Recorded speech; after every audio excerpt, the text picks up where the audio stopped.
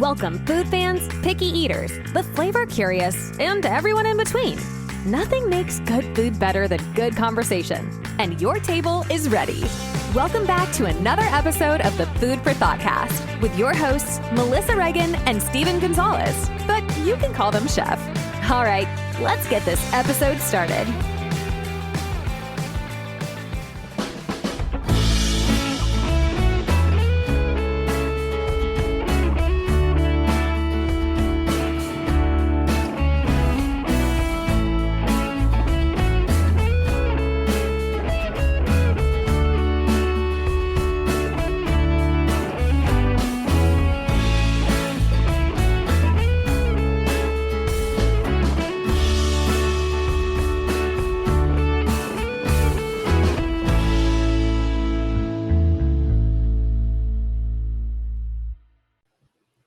Hey there, food fans. Welcome back to the Food for Thoughtcast with me, your host, Melissa Reagan, and my co-host with the most chefs, Steven Gonzalez. We are super excited to bring to you our guest today, Angelo Carotenuto, the founder and co-owner of Live Tours. What is going on, Angelo? Hey, thank you for having me, Melissa and Steve. It's a pleasure. Thank you so much for being here. How's everybody doing today? Fantastic. Yeah. Couldn't ask for a better day. Absolutely. Steve, what's the weather doing there? We were just talking about it before we started recording. You know, we were in the 90s yesterday in West Texas. Now, or when I woke up this morning, it was like 50 something, and now it's probably like in the 70s. So it's kind of all over the place. Yes. America is having a strange weather day. Angelo, tell us where you are recording from today. You know what? Rome has been having a strange spring too. So that's where I'm from. Rome, Italy.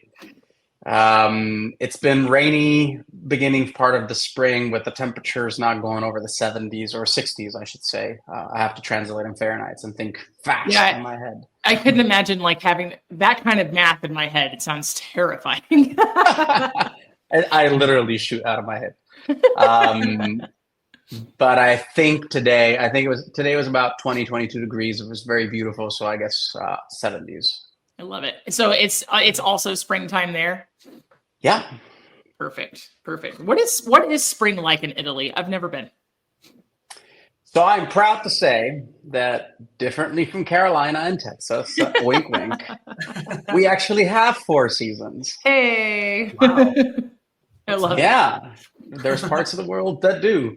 No, besides the teas, there's this beautiful spring where Marzo Pazzo, it's called. Marzo Pazzo means crazy March, where the transition from winter to summer is very much like what we're living. Rainy days, we're 12 to 13 degrees Celsius, and then these beautiful 22 degrees Celsius. And then the summers can be very, very warm. It doesn't really matter anymore where you're in Italy. It can be very, very warm. So 90s, late 90s, early hundreds, even some parts in Sicily, especially. Humid for the most part in this part of Italy, in Rome. Fall is probably nowadays the greatest part of the year to be in Italy, for a number of reasons. Foliage, wine season, amazing ingredients. Since we're here, I'm doing a food podcast, and then winter. I mean, in Rome it's pretty mild. But it snows, there's ski resorts, there's all the shebang. So yeah, 4 full seasons. It's incredible. I think that my idea of what Italy is like is no doubt from like movies and TV shows. So it's just in my mind, it just looks like a sunny vineyard all the time. To think about it snowing there is a little bit crazy to me, just because I'm a bit ignorant of it, just because I've never been. But it is on my list. Steve, have you been? Yeah, you should. I have been once. Let's see. We took a cruise and we went through we stopped in Livorno, Rome, Sicily. I think that was about it. Very, very lovely weather. Yeah. Nice.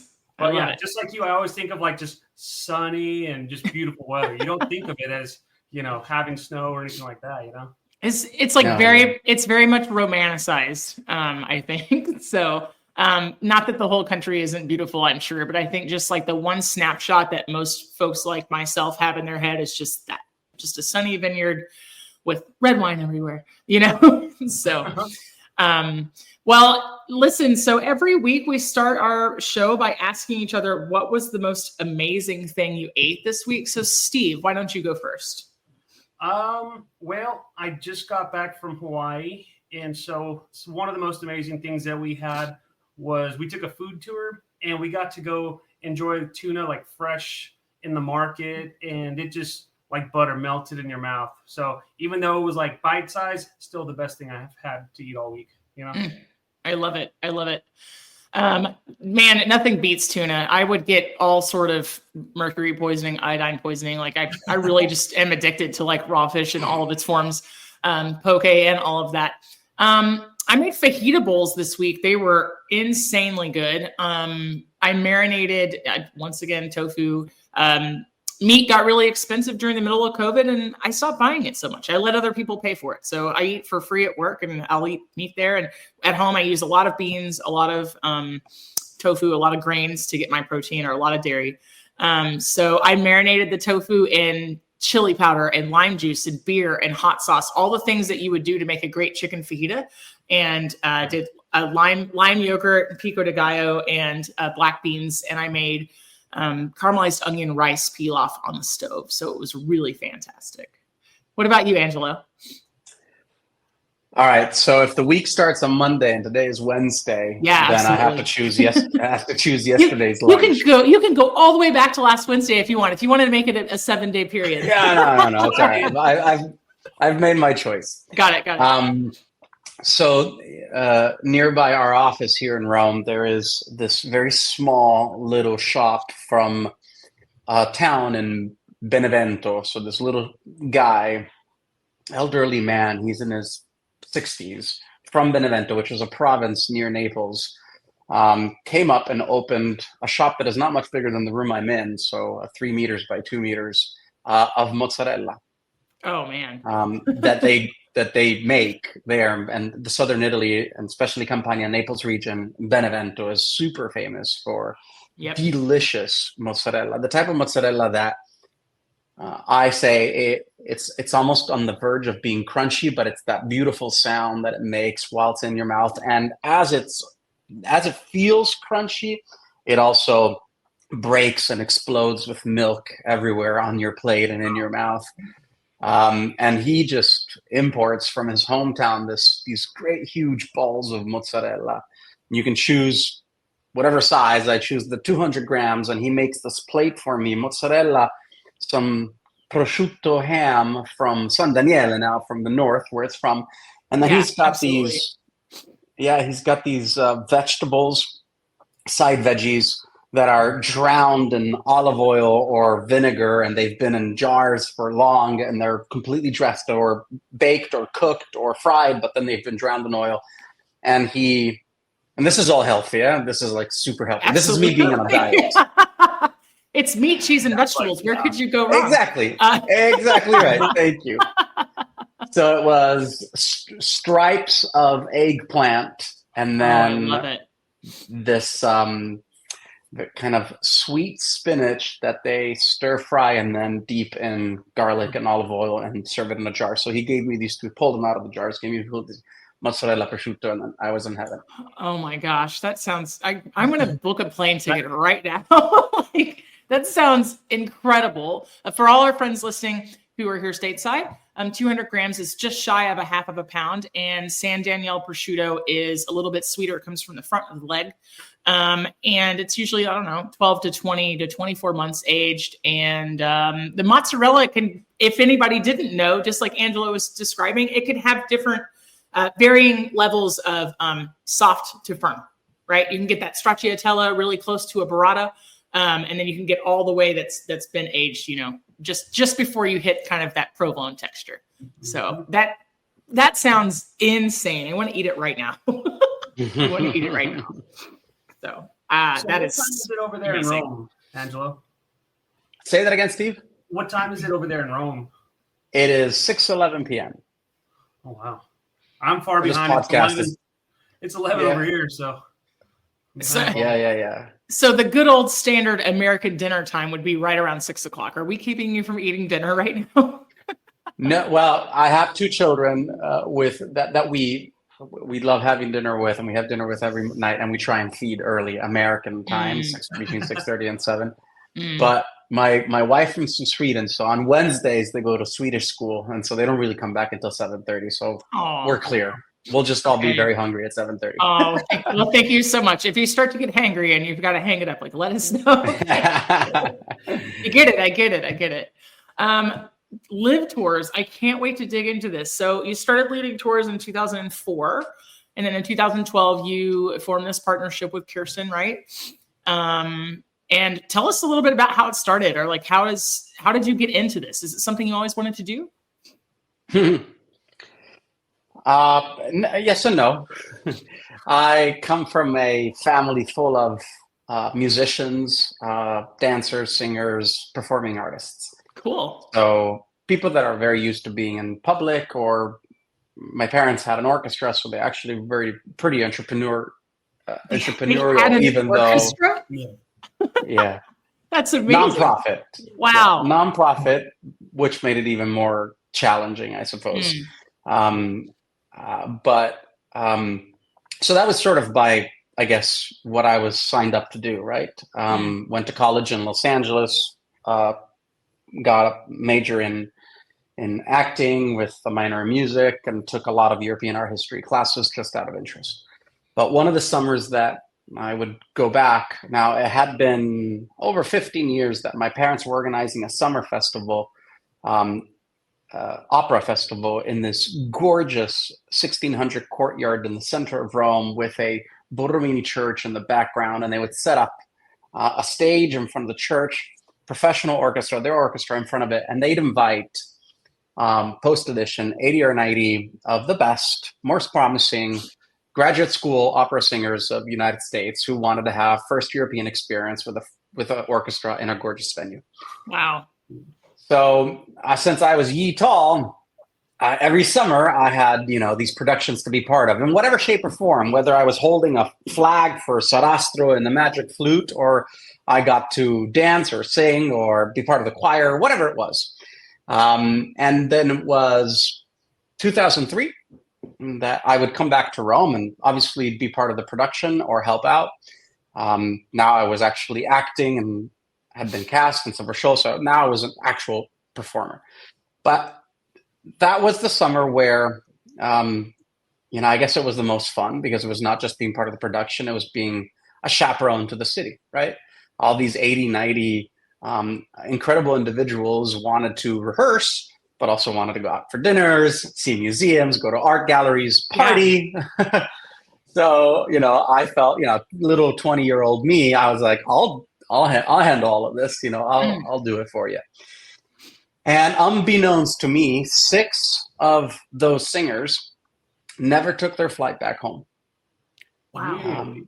They were so deeply impacted by their summer in Rome that they decided to take a break from their American life, their American education, their professional career, whatever it was going on. Divorce. One of them finalized the divorce. Good grief. I kid you not. And I'm saying unbeknownst to me, because at this point I had gone back to college. As everything, it's a summer thing. So once September hits, you have the memories, but you're probably never going to see these people again. But it was the following semester I got cast in Candide, and there's no Facebook at that time. So literally mass emails, that nobody's going to answer, but you send it anyways. And the only person that answered is one of those 6 singers. And she sent me a bunch of pictures of them in this apartment, telling me they stayed, they had never gone back, they moved. And I'm like responding immediately. I'm like, what are you doing? There's no jobs for English-speaking people, expats, it's Italy. And she replies and she says, we're all tour guides. Oh, wow. Yes. Like, if you can't beat them, join them. Exactly. So first thing I did as soon as I flew back for the following summer, I met up with her. She explained to me how she got into it. Followed her the next day, figured out I not only was, I liked the dynamics of it. I knew a lot of the stuff that she was saying, and I loved being in front of people.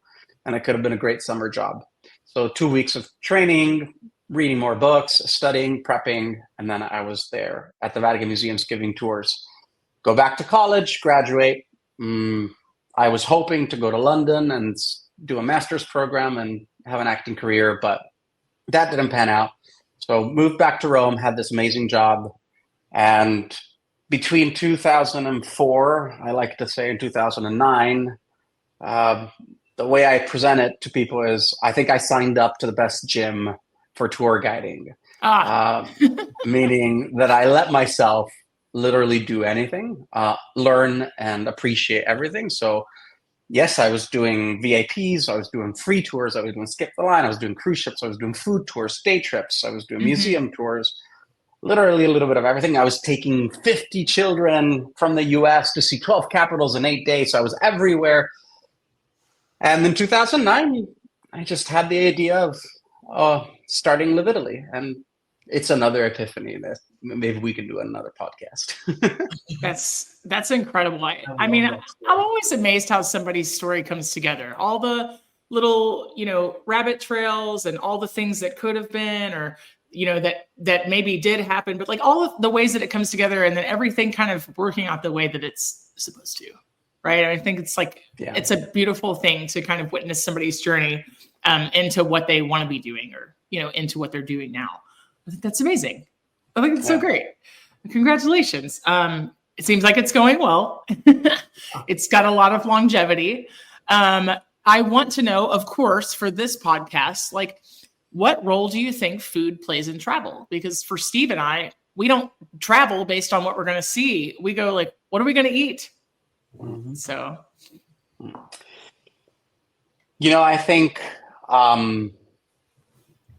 it's quintessential to expose yourself to local flavors, because it the hormones that it induces it.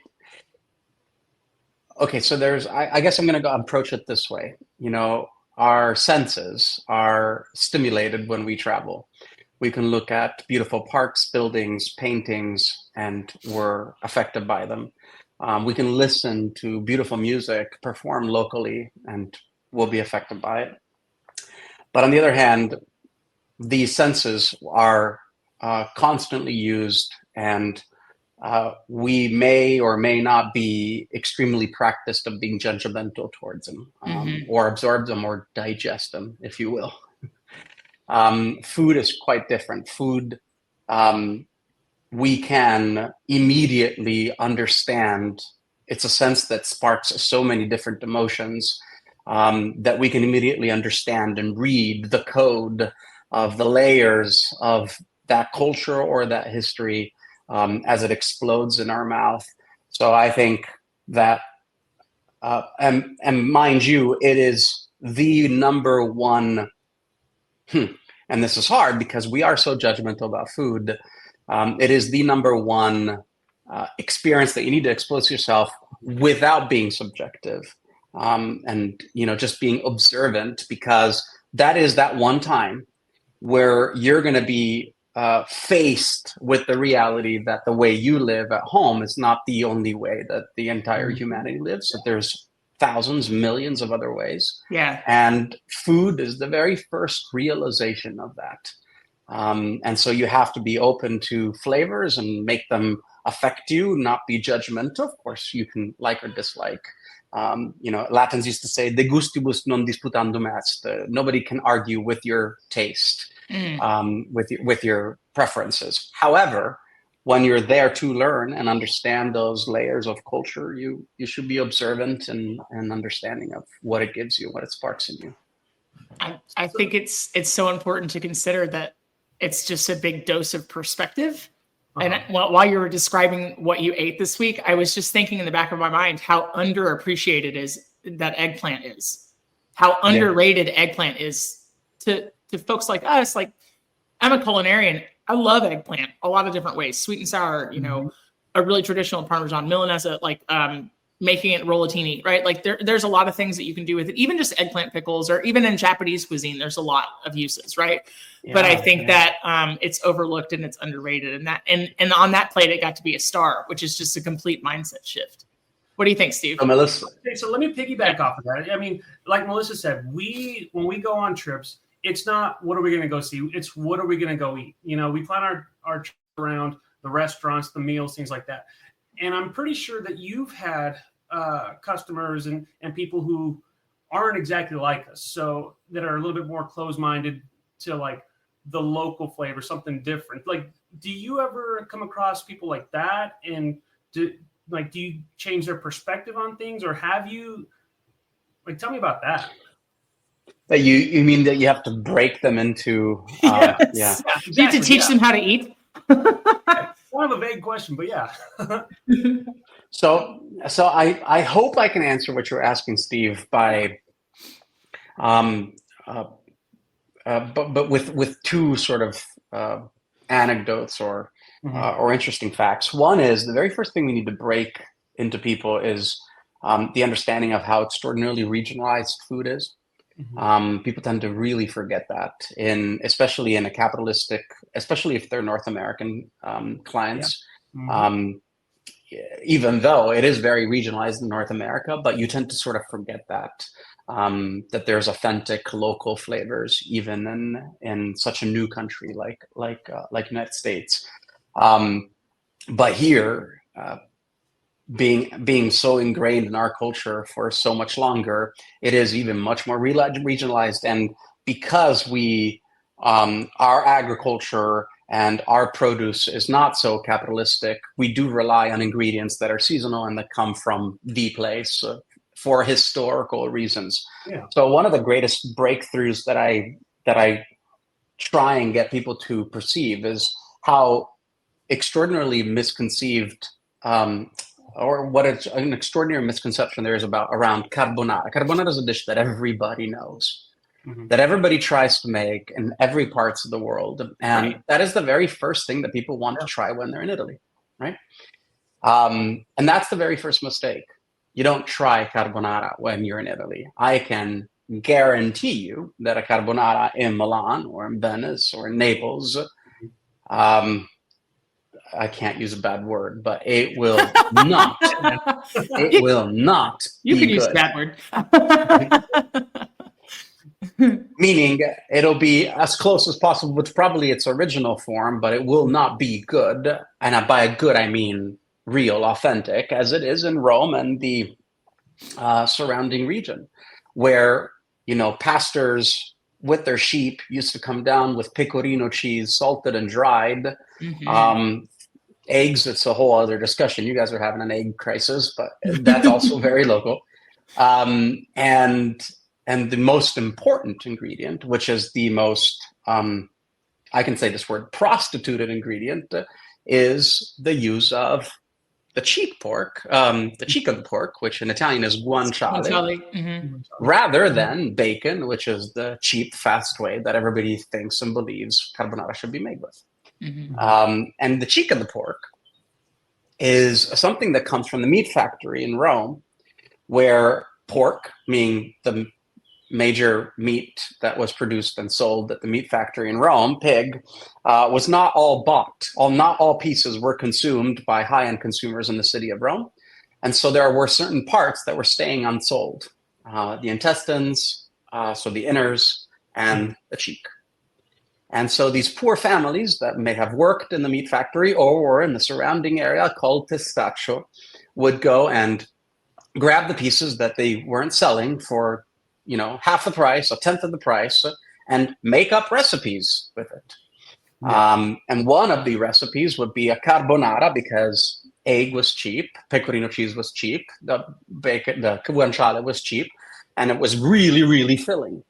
And you could, feed your whole family with a complete meal in one pasta dish. Proteins, carbs, and cheese and fat. But it is essential that it is made with guanciale, because guanciale has a very different flavor than bacon, for example. And so when when I break this reality to clients, they're like, who may have just eaten a carbonara in Milan, they're like, oh, well, we need to try that here then. and I break them into that by making them realize how essential it is to to understand what local flavors are and what the tradition of that is. And the other way is by designing tours, food tours, that I call them dynamic journeys through local flavors in time and space. I know this sounds very strange. No, I love it.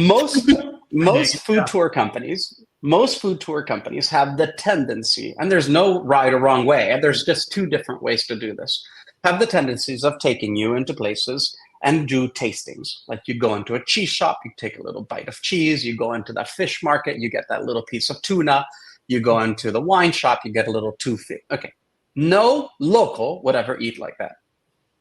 Have you ever seen a local that goes and grabs a little piece of this and a little piece of that? No, a local will go to a street food. It could be a taco truck, or it could be a pizza by the slice place, or a fried food little joint. And we'll get there in a wrapping paper and walk with it and eat as fast as he can because he's gone from one place to another one. Or sit down and have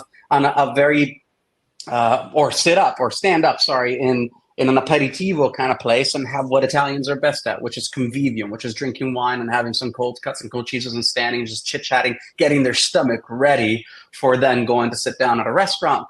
Or they go and sit down at a restaurant and maybe have just hors d'oeuvres, and just eat that. So that's what we do. We take them up and down in this very dynamic way, from standing to street food to luxury restaurants to gelato places, and have them do what a local would do any given evening of their life. Yeah. That's amazing. That sounds incredible. I want to have like a progressive 2 or 3 different phases of a meal every single day. Yeah. The way that Americans prioritize their time is like, go home, put this thing in the air fryer, 20 minutes to eat, on to the next thing, right? It's very unromantic. It's necessary because of the way that our schedules and that kind of the societal expectations are. But man, it takes all the romance, all the love out of it. It takes all the whimsy out of it. Mm-hmm. Yeah, like when I was in Hawaii last week, that food tour we didn't just take like a little bite of something. We had a small plate of something, and everything was about like 4 or 5 ounces. And I think we made like 9 different stops. And, even the tour guide said, you don't have to get through everything, pace yourself. And of course I just shoveled food in my mouth little by little. And it was an amazing thing. So like when you say there's 2 different ways you can go, I like the more authentic experience of, we're going to stop here. We're going to have a little bit to eat here, not just like a small piece and move on, like to me, that's the way it should be, and I can only imagine, I've been to Italy once, but like I said, there's all sorts of different like regional, different takes on just, for example, a carbonara, like you were saying, like even in Texas, Mexican food, like if you're in West Texas, South Texas, Central Texas, North, like it's all different, like takes on a traditional Mexican taco. It's amazing how different everything can be just being a few hours away, Absolutely. Yeah, I love it. So I want to know, I looked at a couple of locations that you do on the website, and I want to know if you have a favorite food tour out of all the ones that you offer, or are they all sort of customized to the group? So they all have more or less this sort of skeleton build structure to them. Sure. Where we make sure that, they get this very dynamic experience. But I suppose again, I'm so sorry. In Italian, we say you answer 0-0, meaning you give non-answers very diplomatically. I don't want to offend any of my destinations. Please. It's fine. Look, London and Paris are the craziest because you kind of have to dig deep into how influenced these 2 cities have been by being colonies and having, huge amounts of migration and lots of different religions and cultures. So, you'll never expect to stop and have falafel in Paris, but we do. Sure. You'd never stop and have bao bao in London, but we do.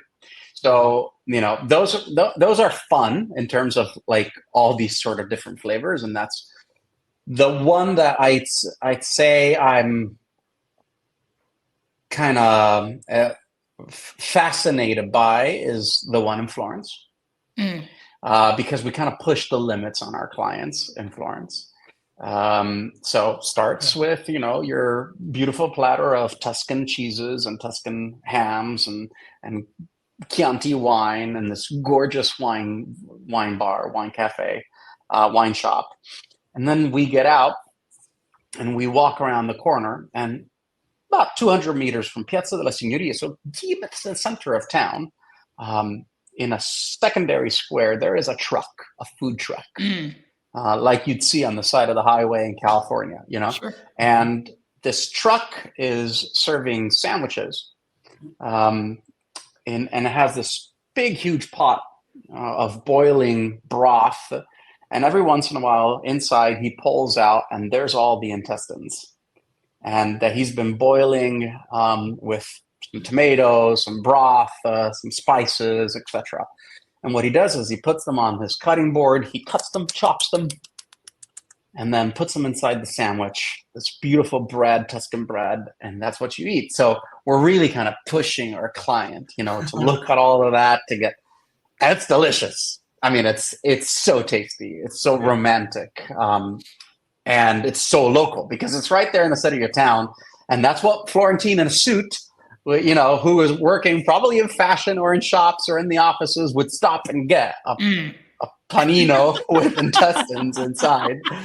And Americans, so our clients are like, oh, wow, do I really need to? And we're like, you don't have to. There's a second option, but this would be the local.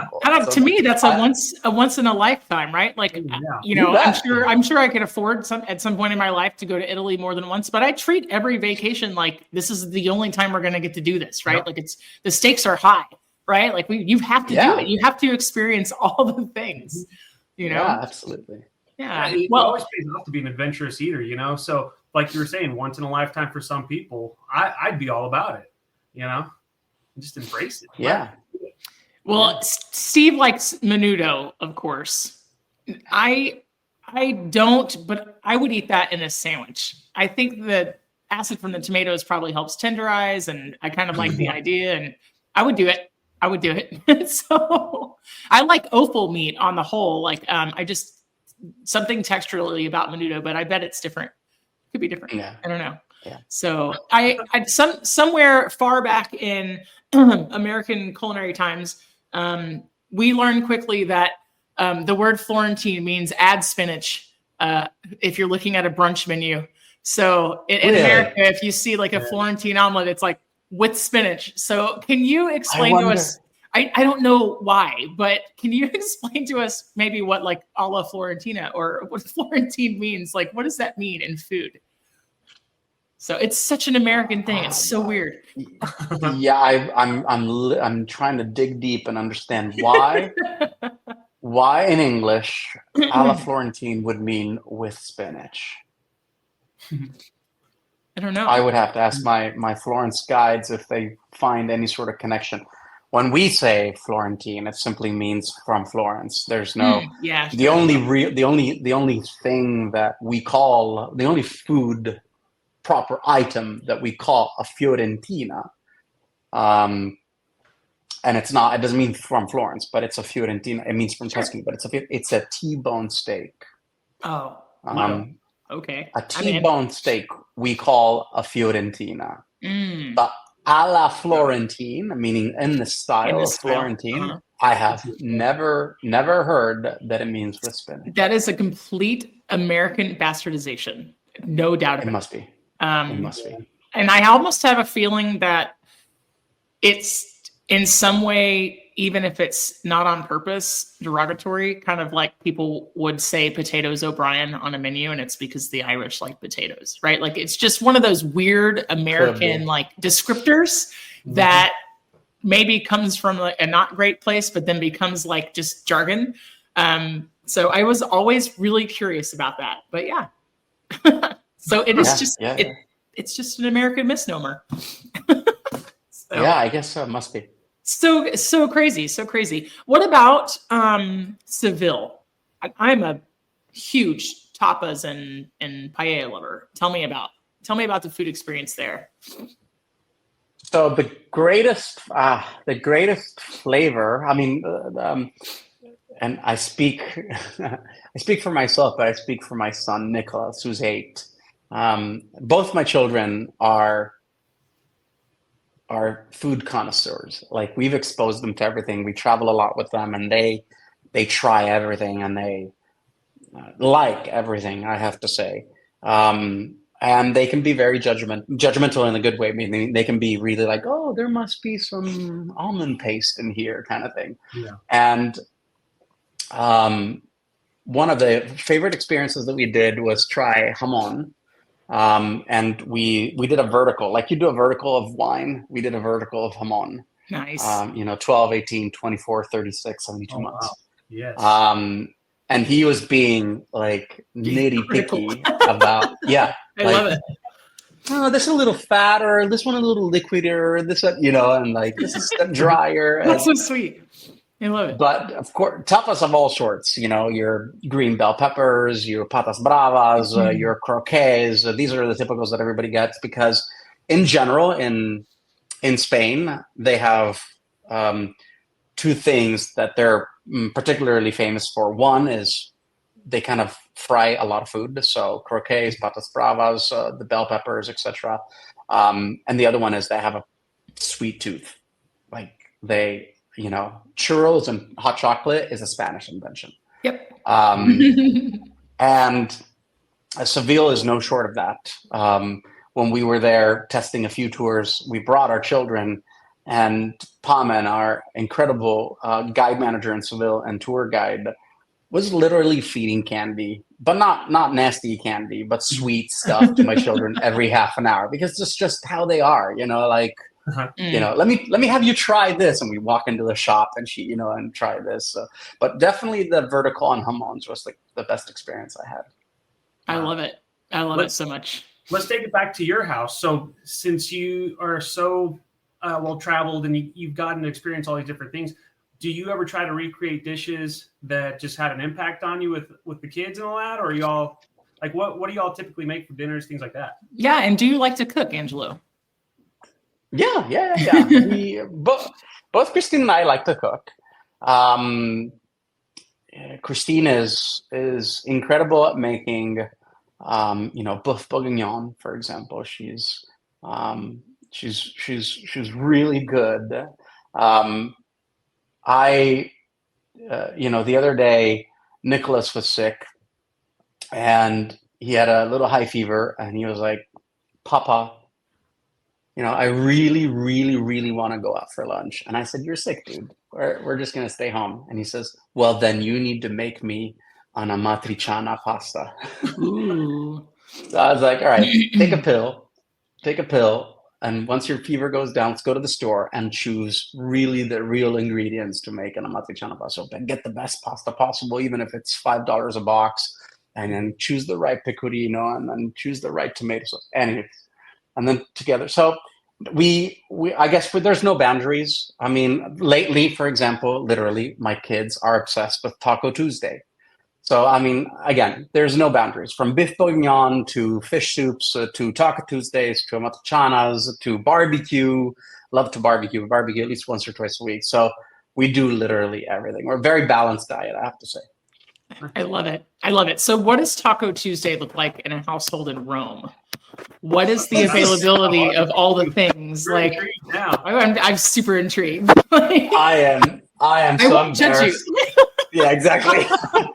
Listen, as a half Californian speaking to Texans about Taco Tuesday in Italy, it's half cooked by a Swede. It's embarrassing, because Swedish tacos are terrible. They're like terrible.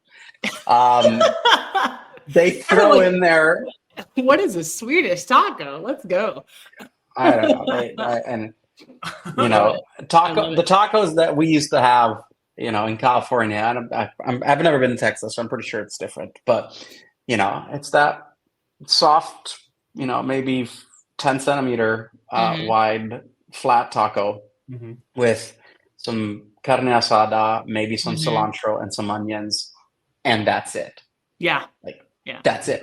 It's not cheese. Okay. It's not sour cream. It's not refried beans. It's Yeah. different. Yeah, it's different. Oh yeah. And the Swedes put corn, fresh corn. They put salad. They put um, uh, pickles. They literally put everything. Don't get me started. Don't get me started. I love it. So of course, the Mexican section in Italian grocery stores is not that big. It's probably like as big as as wide as my shoulders. Got it. So you can only choose one type of sauce. You can only choose one type of burrito or taco, and the mix for your ground beef that you're going to probably stir fry it, and that's it. And then the kids just maybe the best we can do is buy an avocado and put it in there. You can't even really find cilantro, unfortunately. I was going to ask, can you find it? Like, where would you find it? The only place you find cilantro in Rome is the International Market downtown next to the train station. And we live outside of the city at this point. So no, we have tacos without cilantros, unfortunately. It's a travesty. Yeah. What a barbecue looks like for you out there. Yeah, what's barbecue look like? What is it?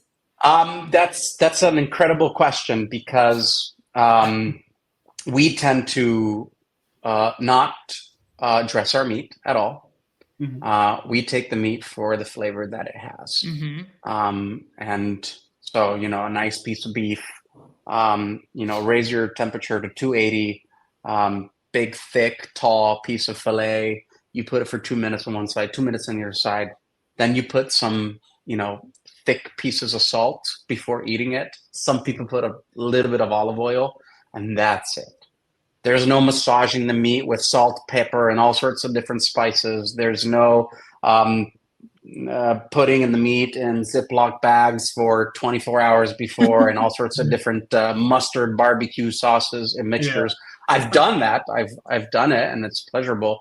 The most I do every once in a while is put some Worcester and some salt and pepper, and that's it, to give it a little bit extra flavor. But it's really straightforward. Put the meat on the grill, let it cook, and then dress it however you wish when you're ready to eat it. Nice. So you're really focusing on the quality of the meat then. You're just on the quality of the product. Meat. Yeah. I think it's interesting, right? Like how barbecuing and grilling looks around the world, and you're focusing on the starting product, whereas in other cultures where we get like the Carolina barbecue tradition, the Kansas barbecue tradition, even in Texas, it was about taking a cheaper cut of meat and like manipulating it to make it taste better. So it's kind of like the opposite effect. Both equally tasty, but just completely different perspectives on that. It's interesting. So just outside of our house, there's these beautiful valleys, and these are local farms. We're going to call them organic farms, where and it's the consortium, so it's different businesses where the animals are free and they're not in cages, and they have all sorts of different things. So then the consortium puts it all into one shop that is down the street from us, and they'll sell you fresh eggs, beef, meat, chicken. Like a co-op. Cheeses, like a co-op, exactly. And it's like from around the corner, you've watched that animal on that hill for the past, a couple of years or whatever it is. And that's it. That's all we really need. It costs, it's affordable, and it's tasty, and it's healthy.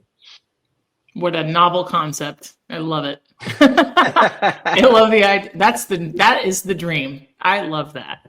Love that. It's simplicity at its finest. You get to really enjoy every single ingredient and appreciate it for what it's worth. You know what I'm saying? I like that. Yeah, there's, like for the mozzarella example, it's like, my wife's sister puts pesto sauce on the mozzarella when we have mozzarella here in the house when they come over and visit, and that drives me insane. Like, no, taste the mozzarella. Why do you have to ruin it? Of course, pestos. You can't do like Joey and Friends. Pesto, mozzarella, put them together. It doesn't work like that for us. You don't need to corrupt the taste, the flavor. Enjoy the ingredient for what it has to offer. Combinations, absolutely good, but drowning a I can see a that. masterpiece of an ingredient into all sorts of different things. And of course, this is I'm not being judgmental. I'm just telling you how Italians believe in food, because I enjoy all You're sorts with of friends different now. It's okay. Yeah, absolutely. I did a quick Google search. I just want to bring it back to Florentine real quick. As a culinary term, Florentine is associated with dishes featuring spinach and Swiss cheese, like eggs Florentine, sole Florentine, or quiche Florentine. But it is believed to have been coined to honor Catherine de' Medici, a Florentine-born queen of France. So it is a French culinary term. But over here in America, it just means put spinach in it. So super interesting, right? You know, Caterina de' Medici was a food aficionado, and she was extraordinarily ahead of her time with what she brought from Florence into French monarchy. But I had no idea that she would have come up and Right. coined with that term and then make it Right. international. I think that somebody did it in honor of her, but I was just laughing about like how does it feel to your legacy is to have an omelet named or a quiche named after you? I think it's kind of funny, but yeah. So I'm sure it wasn't what she had in mind for her legacy and the way that she lived her life. But Probably here we not. are. But here we are, right? But here we are. What do you think the next big trends in food travel are, as far as for your industry? Are you seeing things changing? People asking for new things that you didn't offer before? Is there anything different on the horizon for live tours? Yeah. So data tells us that food tours or food experiences are the fastest growing experience in the entire tour guiding sector. There's more and more search and more desire to. It's actually one of our, even at Lift Tours, actually proven more at Lift Tours, where we offer everything, literally from a Ferrari test drive to a museum tour to a food tour, like literally everything that these cultures have to offer. And we do see an extraordinarily beautiful increase in our food experiences across all of the destinations that we're very proud of. What I think is going to be in the near future is a lot more hands-on. Those see a spike in growth and an interest even more. You don't have to be a chef. You don't have to be. You don't even have to be somebody who actually does cook at home. But the ability to speak to a local who has that passion. He or she may not have to be a professional. For example, what we do at Lift Tours is we take people in terms of Rome.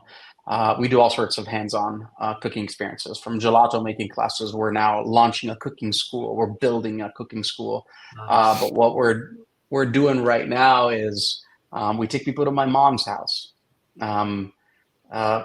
literally to my mother's house. Now, I did tell you my mother's Californian. She's born and raised there, but she spent most of her life in Italy. So she's truly an Italian, and actually her origins are Italian. But to be able to go in somebody's house and use their kitchen and spend those 3-4 hours that going through the motions of and collaborating with her in her own kitchen, from anything from hors d'oeuvres all the way down to biscotti, a 3-4 course meal, sipping wine and eating some olives, and then working on the pasta and making 2 kinds. It's a little bit like reliving or traditionally Italian nonnas, Italian grandmothers would have lived. Some of them still do on a Sunday when they have to feed the whole family, and they spend hours and hours in the kitchen and then hours and hours sitting down with their loved ones, sometimes after mass, if you will. And so that sort of very intimate, I hate this word, but I'm going to have to use a very authentic experience. To go into somebody's home and spend 2 or 3, 4 hours with them, going through that very beautiful tradition, and then enjoying those flavors because she picked those personally from her local store, and chit-chatting on why she does it that way and how this has been, tradition passed by her grandmother, and her grandmother learned her from the other grandparent, and so forth. I think this is going to be the fastest growing experience ever.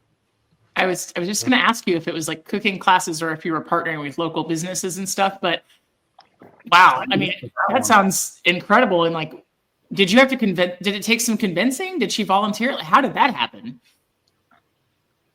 So no, actually, no. We used to do it with another nonna, another grandmother. And then it became, there was so much request and she was having some back problems and stuff like that. And she just said, Angelo, I'm sorry. So I was telling the story to my mom, and she was like, I can't believe you never thought about me. Wow. So then I was like, Mom, you're absolutely right. You'd be perfect for this, especially because, but you're an amazing chef. You love to cook. You love to cook for your family. You have your tricks, and you do love to make homemade pasta and stuff like that. And you speak perfect English. So what more could these people want? So yeah. I mean, it kind of takes out the middleman. Like nobody has to translate, and maybe it makes people who've never been to another country more comfortable. I mean, for lack of a better word, right? But I think that it definitely is like bridging the gap there. That sounds like an incredible experience. Like, I want to come meet your mom and make homemade pasta. You know? I have a blast doing that. So, I feel like I'd have a wonderful time. There'd be such a high level of respect that I'd be afraid to touch anything because I wouldn't want to like break anything. You know what I'm saying? I'd be so excited to be in someone's house just cooking. Yeah.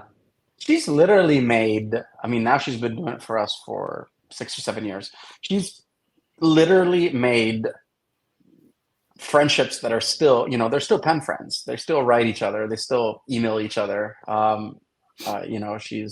And they send pictures of that. You remember Bob? He was 5 years old. Now he's 12, and he's literally that kind of connection. And he still talks about cooking pasta with you. And so yeah, it's amazing. Food is the great uniter. Like it brings us together. It creates the memories and bonds. And I was like thinking to myself while you were talking about this amazing intimate experience, how some families have this incredible food, this like cultural heritage of food, and some don't in the United States. And I was just thinking like, gosh, I've been in the business for 20 years, but I was just thinking like, what kind of legacy would I leave behind? Like, I learned off of TikTok how to make this in the air fryer. Just like your mom used to, like, just kind of weird. Like it just doesn't seem like there's that tradition. Just not in every single home. Right? Like, I don't know. That's mind blowing. So it's mind blowing. Yeah, you're right. Things have changed though. So society is not allowing us all that time,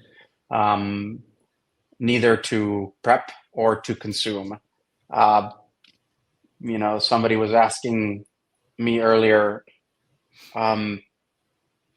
if I would change, my life with anything else. And I have to say we're so privileged to be able to be business owners and manage our own hours and pick up our children every day from school and take the time to spend time in the kitchen with them and prepping their dinner and eating together. I mean, this is an incredible privilege, and it has no cost, so has no price. So no, the answer is I'm too lucky. I would never change the way we enjoy food and we enjoy convivium and time together, and this kind of lifestyle. And unfortunately, as you said, Melissa, it isn't everybody's fortune. We're extremely privileged. Mm-hmm. It's like amazing. It sounds like such a blessing.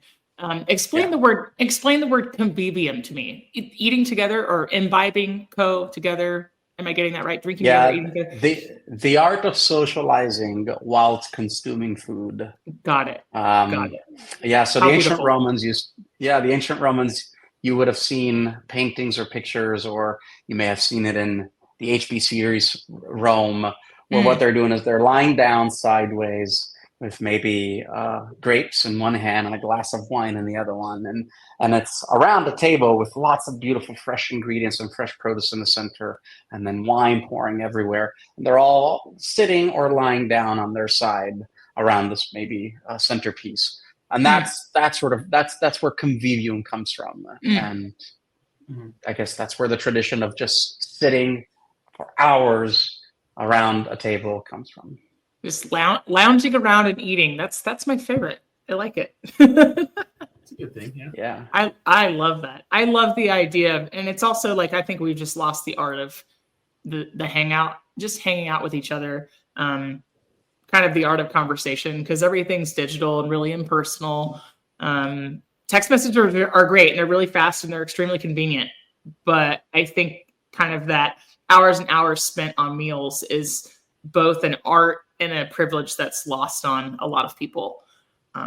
So I when I go on vacations, I don't know if this is true for you, Steve, but when I travel, it's like next thing. It's like there's an itinerary and I just want to be like, I want to get all these things. I want to do as many things, eat as many things as possible.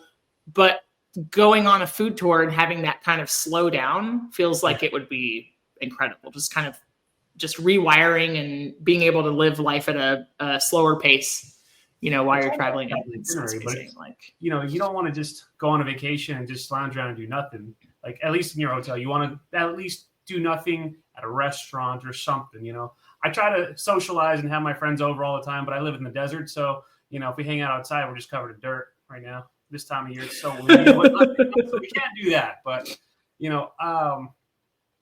actually later this week, my wife and I are going to Houston. We're going to go see an art show. I'm going to see some family, things like that. And, as much as I want to have, like, let's do this, we want to slow it down. We'll go check out a few different restaurants. And of course, Houston's a big old melting pot of just different cuisine, things like that. So we're really going to pick where we go, have like one thing, try something else in no rush at all, or at least that's my goal. Yeah, just like savoring and enjoying life. And it sounds like you've found some of the key to that, or you've bottled that in a way. That experience, like it's awesome. It's amazing. Yeah, definitely. That's incredible. Well, how can people find out about Live Tours, and what is the first step they need to take if they want to get on board with this?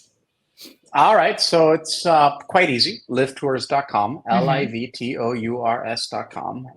The website is in English, clearly.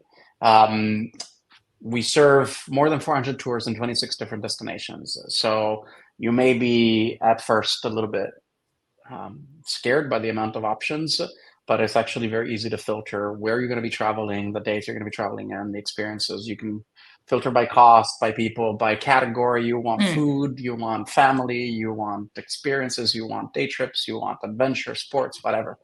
And then once you find the product, you read, you choose the date, you see the pricing, and you buy.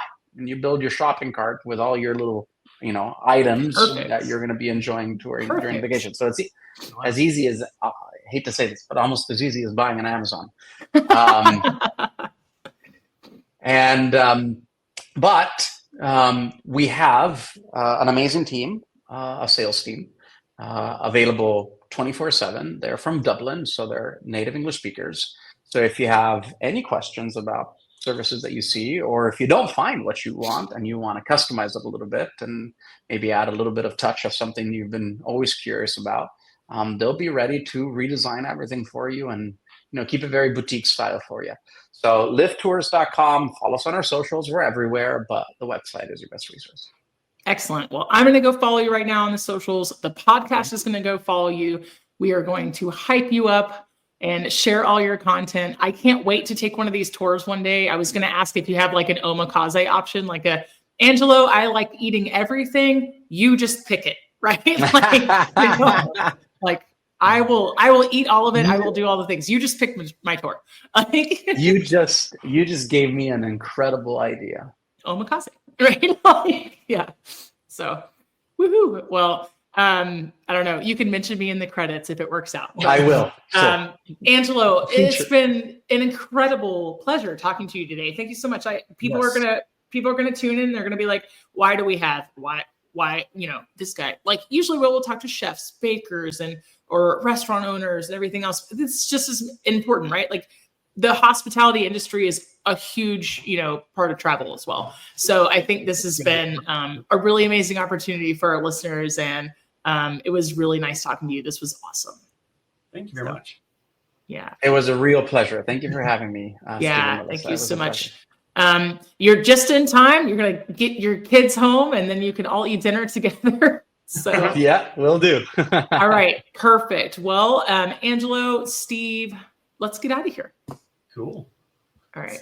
Thank you. Thank you.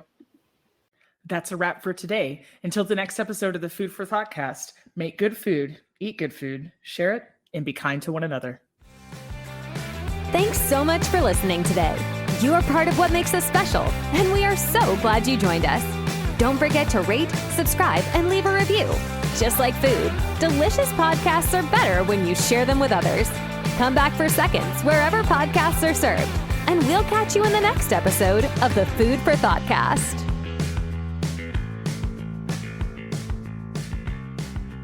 You can find us on Facebook and Instagram at the Food for Thoughtcast or at www.foodforthoughtcast.com, where you can link to all podcast players, or you can send us an email at foodforthoughtcmc@gmail.com.